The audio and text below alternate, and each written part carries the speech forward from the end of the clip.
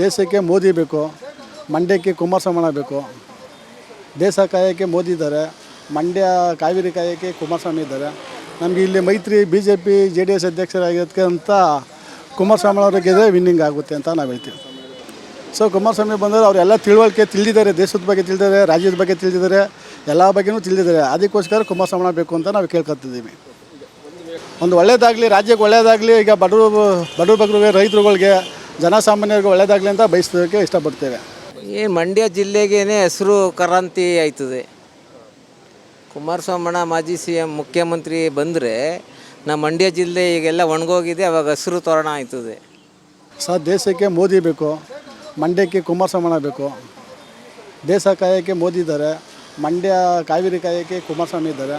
ನಮಗೆ ಇಲ್ಲಿ ಮೈತ್ರಿ BJP JDS ಅಧ್ಯಕ್ಷರಾಗಿರೋದಕ್ಕೆ ಅಂತ ಕುಮಾರಸ್ವಾಮಿ ಅವರಿಗೆ ವಿನ್ನಿಂಗ್ ಆಗುತ್ತೆ ಅಂತ ನಾವು ಹೇಳ್ತೀವಿ.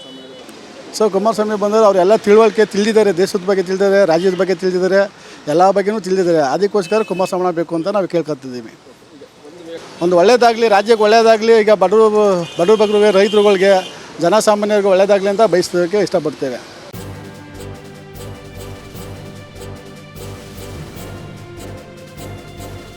ಇದು ಮಾನವೀಯ ಸಂದೇಶದ ಜನವಾಹಿನಿ.